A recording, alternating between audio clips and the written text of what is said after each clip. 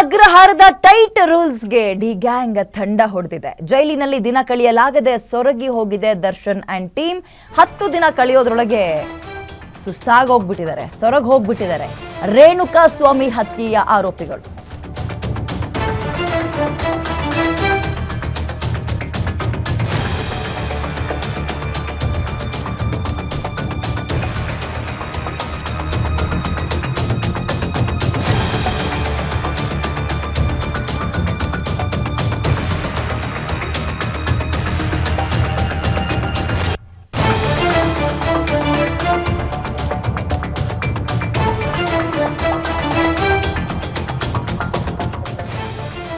ಒಂದು 10 ದಿನ ಆಗೋದ್ರೊಳಗೆ ಈ ಹತ್ಯೆಯ ಆರೋಪಿಗಳೆಲ್ಲರೂ ಕೂಡ ಮಂಕಾಗ್ಬಿಟ್ಟಿದ್ದಾರೆ, ಸುಸ್ತಾಗ್ಬಿಟ್ಟಿದ್ದಾರೆ, ಮುಖದಲ್ಲಿ ಕಳನೇ ಇಲ್ಲ.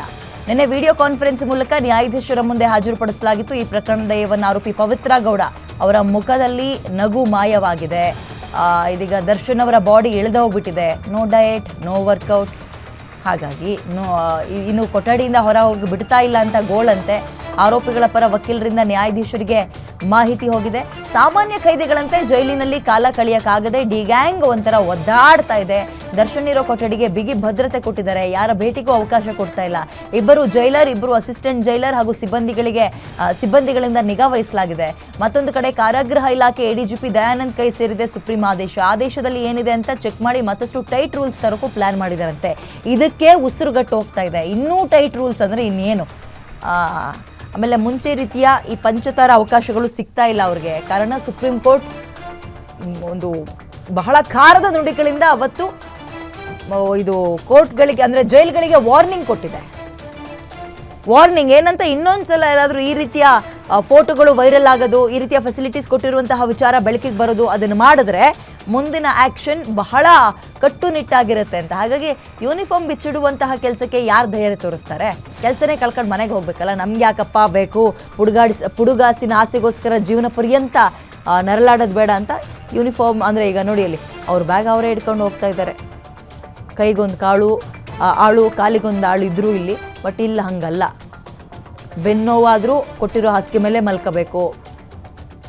ಕಾಫಿ ಕುಡಿಯೋಂಗಾಯ್ತು, ನನಗೆ ಬೇಕಾದಾಗ ಜ್ಯೂಸ್ ಕುಡಿಯೋ ಹಂಗಾಯ್ತು. ಅವ್ರು ಏನು ಕೊಡ್ತಾರೋ ಬೆಳಗ್ಗೆ ಊಟ, ತಿಂಡಿ, ಮಧ್ಯಾಹ್ನ ಊಟ, ರಾತ್ರಿ ಊಟ ಅಷ್ಟಕ್ಕೆ ಮಾತ್ರ ಸೀಮಿತ. ನೋಡಿ ಅಲ್ಲಿ ಮುಂಚೆಯೂ ಕೂಡ ದರ್ಶನ್ ಅವರ ಸುತ್ತಮುತ್ತ ಈ ರೀತಿಯಾಗಿ ಪೊಲೀಸರು ಓಡಾಡ್ತಾ ಇದ್ರು. ಬಟ್ ಆಗ ಭದ್ರತೆ ಕೊಡುವ ದೃಷ್ಟಿಯಿಂದ ಟೈಟ್ ಸೆಕ್ಯೂರಿಟಿ, ಸೆಲೆಬ್ರಿಟಿ ಅನ್ನೋ ಹಿನ್ನೆಲೆಯಲ್ಲಿ. ಬಟ್ ಈಗ ಆರೋಪಿ ಅವರು ಅವರ ಬ್ಯಾಗ್ಗಳನ್ನು ಅವರೇ ಹೊತ್ಕೊಂಡು ಹೋಗ್ಬೇಕು, ಸೊಂಟ ನೋವಾದರೂ ನಡಿಬೇಕು. ನೋಡಿ ಅಲ್ಲಿ ಅವ್ರ ಮುಖ ನೋಡೋಕ್ಕಾಗ್ತಾ ಇದೆ ಅಭಿಮಾನಿಗಳಿಗೆ. ವಿಪರೀತ ಸೊರಗು ಹೋಗ್ಬಿಟ್ಟಿದ್ದಾರೆ.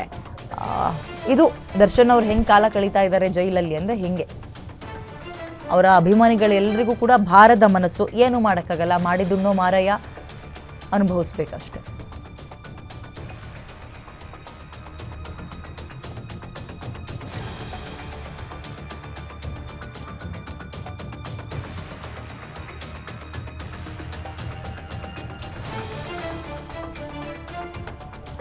ಸುಮಾರು ಒಂದು 10 ದಿನ ಕಳೆಯೋದ್ರೊಳಗೆ ದರ್ಶನ್ ಅಂಡ್ ಟೀಮ್ ಸೊರಗಿ ಹೋಗಿದೆ. ಪವಿತ್ರ ಗೌಡ ಅವರ ಮುಖದಲ್ಲಿ ಇದ್ದಂತಹ ಲವಲವಿಕೆಯ ನಗು, ಆಟಿಟ್ಯೂಡ್, ಸ್ಮೈಲ್, ಅದು ಯಾವುದು ಕೂಡ ಸದ್ಯಕ್ಕೆ ಕಾಣಿಸ್ತಾ ಇಲ್ಲ. ಸೊರಗಿ ಹೋಗ್ಬಿಟ್ಟಿದ್ದಾರೆ ಪವಿತ್ರ ಅವರು. ಈ ಪ್ರಕರಣದಲ್ಲಿ A1 ಆರೋಪಿ. ಇನ್ನು A2 ಆರೋಪಿ ದರ್ಶನ್ ಅವ್ರದ್ದು ಇನ್ನೊಂದು ರೀತಿಯ ಕಥೆ. ಬೆನ್ನೋವು, ಸೊಂಟ ನೋವು, ಸರ್ಜರಿ ಮಾಡಿಸ್ಕೊಳ್ಬೇಕು, ನಮಗೆ ಬೇಲ್ ಕೊಡಬೇಕು, ನೀವು ಜಾಮೀನನ್ನು ಕೊಡಬೇಕು ಅಂತ ಹೇಳ್ಕೊಂಡು ಹೊರಗೆ ಹೋದವರು ಫುಲ್ ಬ್ಯುಸಿಯಾಗಿದ್ದು ಪಾರ್ಟಿ ಮಾಡೋದ್ರಲ್ಲಿ, ಸಿನಿಮಾದ ಶೂಟಿಂಗ್ ನಡೆಸೋದ್ರಲ್ಲಿ. ಹಾಗಾಗಿ ಇದನ್ನೆಲ್ಲ ಪರಿಗಣಿಸಿ ಕಟ್ಟುನಿಟ್ಟಿದ ಒಂದು ರೂಲ್ಸನ್ನು ಕೊಡಬೇಕು, ಅಂದರೆ ಅವರಿಗೆ ಫೆಸಿಲಿಟೀಸ್ ಕೊಡಬಾರ್ದು ಅಂತ ಸುಪ್ರೀಂ ಕೋರ್ಟ್ ಆದೇಶ ಕೊಟ್ಟಿತ್ತು.